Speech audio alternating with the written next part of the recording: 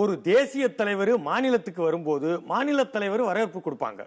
ஜனாதிபதி, பிரதமர், மத்திய அமைச்சர் யாரு வந்தாலும் மாநில அமைச்சர்கள் மரியாதை கொடுப்பாங்க. அப்படித்தான் பிரதமரும் முதல்வரும் சந்திச்சாங்களாம். உடனே கூட்டணி பேசி கூட்டல் கழித்தல்னு சீட்டு கணக்கெல்லாம் சொல்லிட்டாங்க. நம்ம இடிதாங்கியும் களத்துல இறங்கிட்டாரு. வாங்க.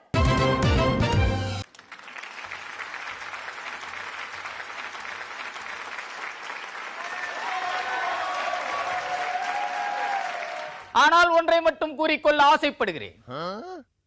அவியலோடு சற்று பொரியலையும் சேர்த்து மலையென குவிந்து கிடக்கும் உணவை கவலம் போடும் கலை தெரிந்தவன் நான்.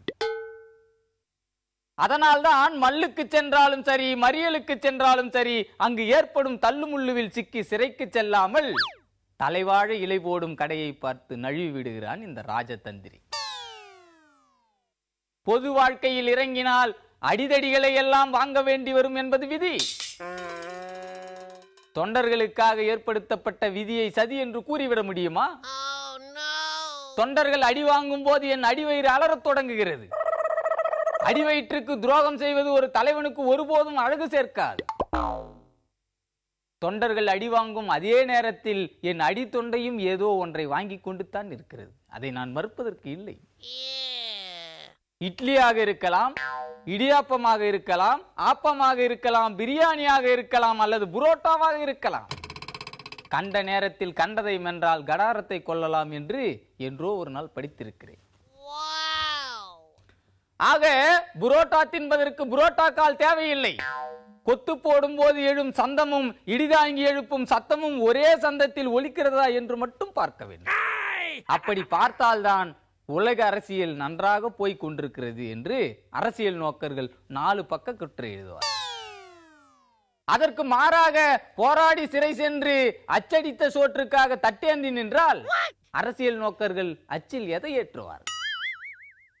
அச்சடித்த சோற்றை அச்சில் ஏற்றுவதை மக்கள் ஏற்பார்களா? இடிதாங்கியின் மேடை என்ன ஆவது? முழக்கம் என்ன ஆவது? இப்படி ஒரு சறுக்கலை சந்திக்க சரித்திரம் எப்போதும் விரும்புவது இல்லை. அதனால்தான் போராட்டத்தை உசுப்பி விட்டுக் கொண்டிருக்கிறேன். போராடுவதோடு நழுவிவிட வேண்டும். உருமும் வேளையில் உச்சாவுக்கும் கையை காட்டிவிட்டு பதுங்கும் வித்தையை கற்றுக்கொண்டவன் நான். அது மட்டுமல்ல, நெருக்கடிகள் வரும்போது கொசுக்கள் கடிக்கத்தான் செய்யும். அப்போதெல்லாம் போலீஸ்காரர்களின் கையில் துண்டு போட்டு புரிந்துணர்வு ஒப்பந்தம் போடும் ராஜதந்திரத்தையும் அறிந்திருக்க வேண்டும். 6வது சினமாக இருக்கலாம், அதற்காக கஞ்சியை ஆறவிட்டால் அது பழைய கஞ்சி ஆகிவிடாதா? அரசியல் களம் எப்போதும் சூடாக இருக்க வேண்டும். சுட்ட பழம்தான் கடையில் கிடைக்கிறது, அதையே சுட்டுக்கிட்டு வரும் யுத்தியை தெரிந்தவன் இடிதாய். களம் சூடாக இருக்க வேண்டும் என்றால் போராட்டம் சூடுபிடிக்க வேண்டும். அப்படி போராட்டம் சூடுபிடிக்க வேண்டும் என்றால் தொண்டர்களின் முதுகும் சூடாக வேண்டும். அப்படி இல்லாத பட்சத்தில் ஏதாவது ஒரு கட்சியின் ஃபுட்போர்டில் தொங்கிக் கொண்டு நோகாமல் நொங்கு தின்னவும் தயாராக இருப்பான் என்று எச்சரித்து விடைபெறுகிறேன். நன்றி, வணக்கம்.